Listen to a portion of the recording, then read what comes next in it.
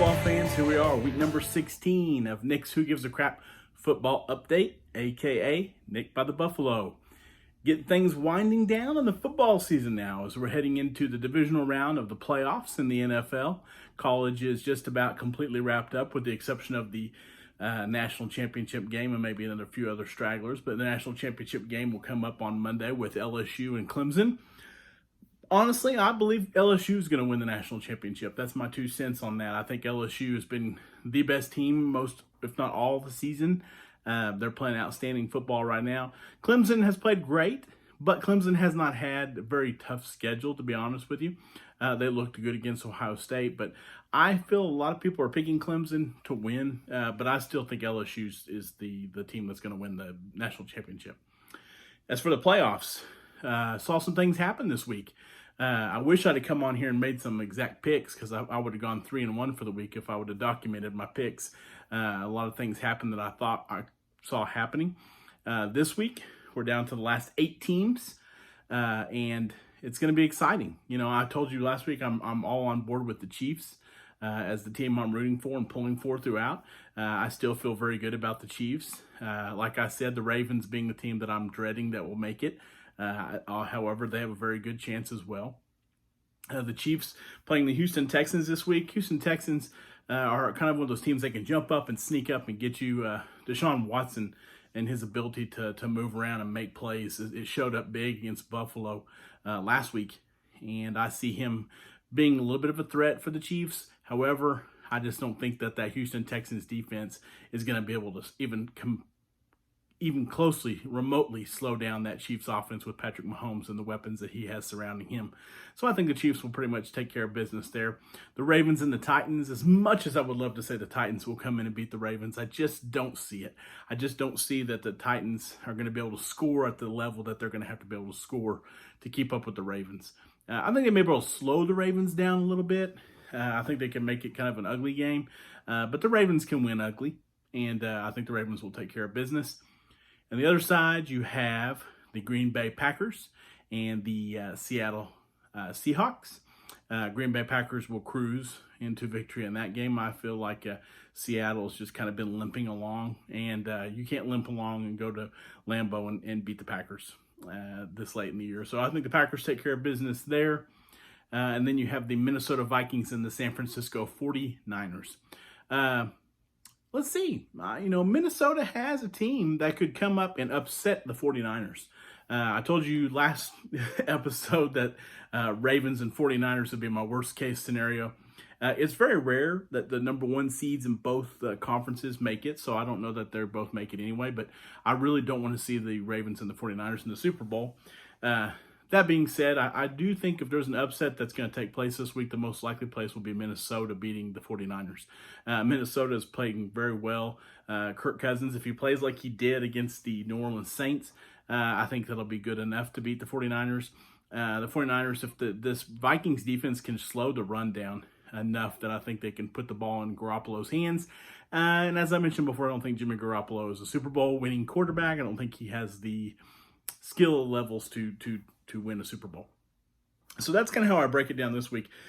One thing I've noticed, though, is how the way people are in the NFL, they're hot and cold, they're up and down, they're all over the place on teams. And I really kind of look at it like the stock market. And the way I am with when I evaluate specific players, specific teams, coaches, I honestly look at the whole body of work. I don't like to look at what have you done for me lately. And I think too many football analysts, football fans look at just latest is greatest. What have you done for me lately? And it's like stocks. The people that are successful playing the stock market understand that there's ups and downs that are attributed with the stock market. And those that are patient and those that make smart investments are the ones that end up paying off. It's not much different, I don't feel like, in football. So you look at the NFL, and to give you an example, like I said, I feel like everybody's buying real high on the Baltimore Ravens. But I don't know that that's the smart buy right now. People were buying high on other stock that didn't the Saints. The Saints didn't make it through. And I just see it. It's something that happens this one week, and everybody's ready to crown somebody. Something bad happens for their team, and everybody's ready to bury them and talk about how overrated they are. So I just don't think it's that simple. It's not black and white. You've got to be able to see the big picture and the big scope, which really brings me to the Dallas Cowboys this week. Thank you, football gods. Jason Garrett, no longer the head coach of the Dallas Cowboys. Super excited about the change we're going there. I'll give my breakdown to finish out the video this week with the hire of Mike McCarthy. I'm sure some of you are curious of what my take is on the Mike McCarthy hire. When I first heard about it, I wasn't really surprised. In my eyes, the candidate that every team was interested in this offseason had appeared to be Mike McCarthy. The Browns had interest. They had interest there in New York had interest in him. I'm not sure about the Panthers, but the Washington Redskins obviously jumped on Mike McCarthy, or not Mike McCarthy. They jumped on Ron Rivera pretty quickly, so they kind of had their guy figured out.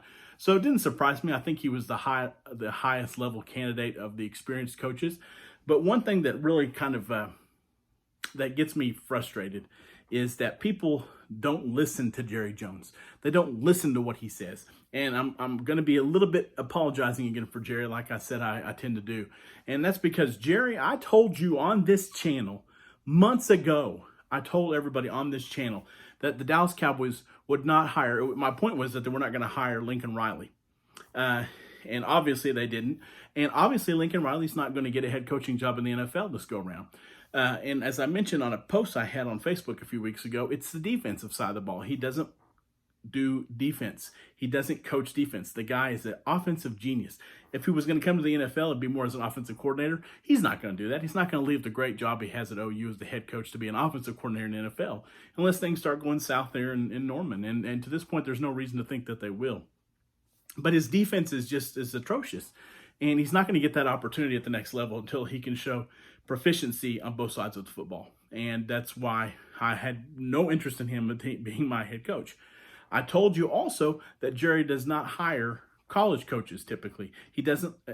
He hired Jimmy Johnson and Barry Switzer, but he doesn't hire college coaches. And all this Urban Meyer, Lincoln Riley, Matt Rule. Come on, Matt Rule. Panthers, you guys are fools. I'm going to say it on this channel. You guys are fools.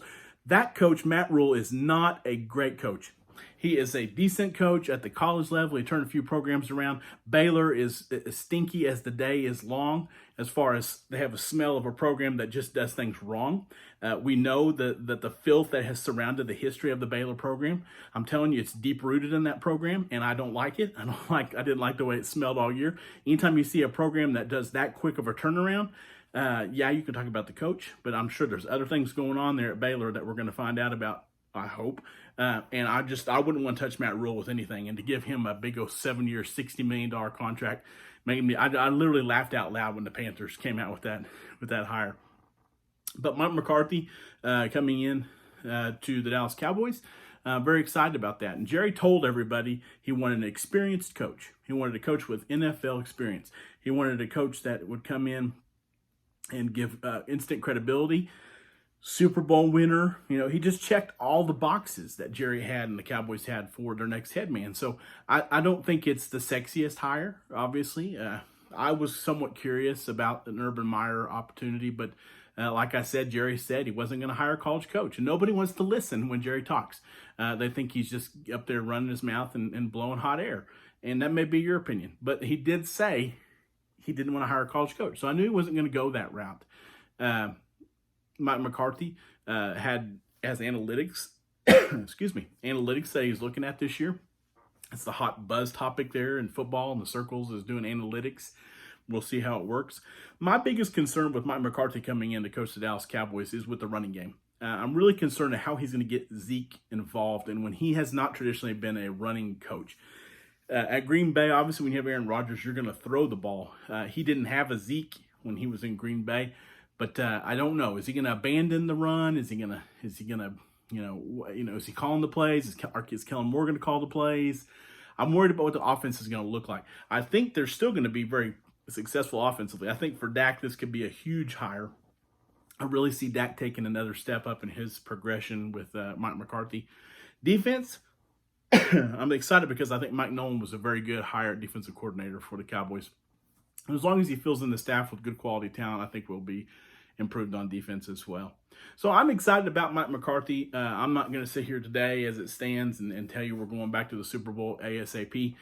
But I'm a let's see how it works out kind of guy in a lot of ways. So I don't like to judge a guy until we see. I don't like to get too high or too low on somebody. Let's just see how it works out. Let's just see how he does. But I think it's going to be a good fit for the Dallas Cowboys. I think it's going to be a great fit for Mike McCarthy. And that just leaves one job out there that apparently nobody wants, and that's that Cleveland Brown position. I'm telling you, a lot of coaches don't want to deal with those headaches that are in that locker room. Baker Mayfield, Odell Victim Jr., that locker room is just, it has a lot of work that needs to be done.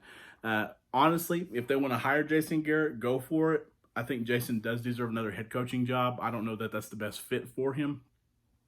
I honestly thought Lincoln Riley was going to go to Cleveland.